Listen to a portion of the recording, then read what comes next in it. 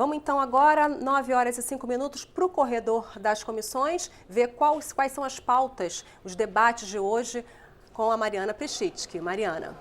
Isso, Vera, bom dia a todos. Vamos falar de uma reunião que acontece hoje à tarde aqui no corredor das comissões. É da comissão externa, que analisa causas do endividamento do setor agrícola brasileiro. O deputado Jerônimo Gergen, do PT do Rio Grande do Sul, é o coordenador dessa comissão externa. Vai falar um pouquinho para a gente, deputado, isso não é um assunto novo. Qual que é o problema agora? Bom dia. Bom dia, eu só quero fazer uma correção. Eu sou do Partido Progressista. PP. Né? Exatamente. Foi. Não, falei PP. Não, tá ótimo. E nós estamos fazendo um trabalho porque assistindo e vendo as notícias, dá a impressão que todo o agronegócio está rico, está milionário, está sobrando recurso, renda, dinheiro. E isso não é uma verdade. Contraditoriamente, o setor que salva a economia do Brasil é o setor que tem, em alguns pontos, um alto endividamento. Nesse momento, pegando aqui o exemplo do café, o exemplo do leite e o exemplo do arroz, da triticultura, são setores que vivem uma perda de renda total e que nós estamos agora fazendo o levantamento desse endividamento e construindo uma proposta ao governo, que já que o governo e o Estado brasileiro estão sendo salvos pela economia do setor produtivo, nós precisamos encontrar um jeito de que isso também se reverta em renda ao produtor. E esse levantamento nós já estamos fazendo. Nós já temos 4 propostas que estão sendo estudadas de mecanismos que poderiam contemplar esse problema. Hoje a dívida dos agricultores ela não é só com o sistema financeiro, ela já ultrapassou isso, ela já está com o setor privado também, né? E isso me preocupa ainda mais, porque eleva inclusive o custo desse dinheiro pelo risco elevado da mesma forma. Então a nossa comissão agora, ela começa as audiências públicas nos estados, dia 27 faremos em Belo Horizonte, dia 28 vamos estar em Palmas, no Tocantins, dia 5 vamos a Curitiba e também Florianópolis, já fizemos várias no Rio Grande do Sul, né, que são os estados onde a gente tem uma maior presença desse problema.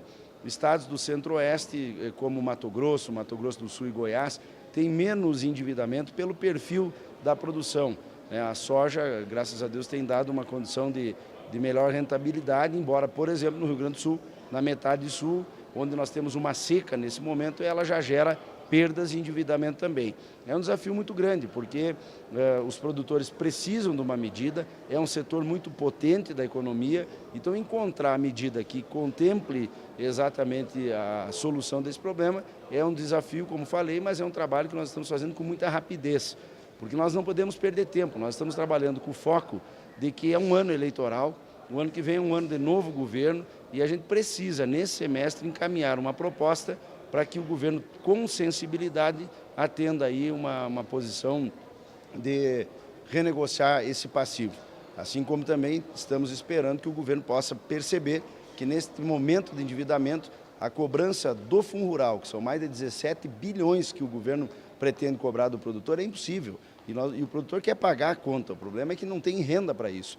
O arroz, por exemplo, o produtor tem a mais alta produção e a mais alta tecnologia que se pode imaginar e não tem nenhuma renda para pagar a conta. Não é o problema da falta de produção, é o problema realmente da perda de competitividade, aí soma-se Mercosul, a questão da carga tributária, o custo de produção, né? E nós precisamos encontrar uma saída e esse tema do Fundo Rural, aproveitando, é sem dúvida nenhuma um tema que precisa ser melhor analisado pelo governo. Não tem como o produtor pagar mais esta conta, até porque ela é indevida. O próprio STF já tinha dito que ela era inconstitucional e de uma hora para outra muda tudo, traz um passivo de quase 20 bilhões, né, e o governo tem que ter essa sensibilidade. Se vangloria que é a agricultura e a pecuária que tem salvado o Estado brasileiro, então ajude a continuar produzindo e fazendo o Brasil sair dessa crise. Agora, deputado, é um setor importante, como o senhor falou bem, é um setor de risco e é um setor que em outros países tem subsídio. Como encontrar no Brasil uma fórmula que seja